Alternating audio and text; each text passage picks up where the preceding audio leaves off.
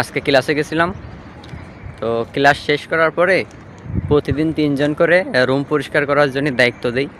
মানে খাতায় লেখা থাকে যে কবে কার কী বারে। তো সেই হিসেবে ডেট আসে আর কি। তো আজকে আমাদের কিন্তু ডেট ছিল না। তো কালকে একটা হোমওয়ার্ক দিছিল, তো এটা করতে মনে ছিল না। কাজ থেকে এসে 2টার দিকে আসছিলাম, এসে শুয়ে পড়ছিলাম। ওই সময় আর কী করে করবো মনেও ছিল না। পরের দিন ক্লাসে গেছি, ক্লাস করতে যায় মনে পড়েছে যে স্যারে বললো যে শকুদায় ছিল, শকুদায় কারা করেছ। তো তখন মনে পড়ে যে শকুদায় ছিল, তা শকুদায় করছিলাম না।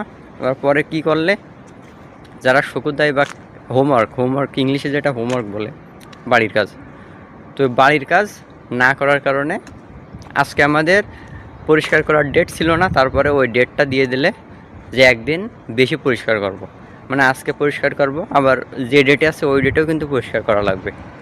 তো যারা বাড়ির কাজ করেনি তাদের কিন্তু 3 দিন এক্সট্রা এরকম রুম পরিষ্কার করা লাগবে। আর কি বললে যে এবার দিন নেক্সট দিন যদি বাড়ির কাজ না করি তাহলে বাথরুমের টয়লেট পরিষ্কার করা হবে। মানে কি একটা অবস্থা।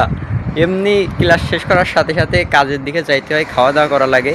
তো সময় কিন্তু খুবই কম থাকে, যেদিন কাজ থাকে ওই দিন সময় কিন্তু খুবই কম থাকে। তারপরেও যদি এরকম করে 2-1 দিন বাড়ির কাজ করতে মনে থাকে না, তো মনে না থাকলে কিন্তু এই ধরনের শাস্তি দেয়, রুম পরিষ্কার করা।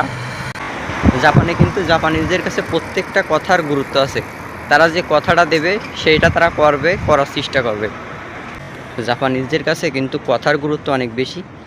তো তারা যদি কারোর কথা দিয়ে রাখে তাহলে কিন্তু সেটা তারা করে, মানে প্রতিজ্ঞা। জাপানিজে এটা বলে হলো ইয়াকুসোকু, মানে প্রতিজ্ঞা।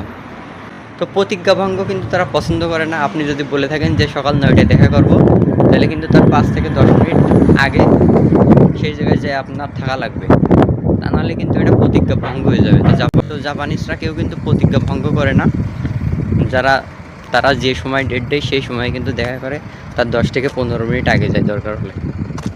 কেউ যদি জাপানে আসার চিন্তা করেন না, তার যদি এরকম সমস্যা থাকে যে কথা দিয়ে কথা রাখেন না, প্রতিজ্ঞা দিয়ে প্রতিজ্ঞা ভঙ্গ করেন, তাহলে কিন্তু এগুলো ঠিক করে আসার চেষ্টা করবেন, তা নাহলে কিন্তু পরবর্তীতে সমস্যা হবে।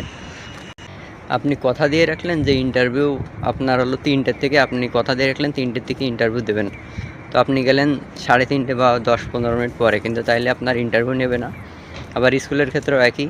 আপনার স্কুলের ক্লাস 9টার থেকে আপনি গেলেন হলো 5 মিনিট বা 10 মিনিট লেট, সাথে সাথে কিন্তু আপনার নামের পাশে ওটা লিখে রাখবে যে কত মিনিট লেট করে গেছেন। তো লেখার কারণে ওটা কিন্তু আপনার 100% প্রেজেন্ট থেকে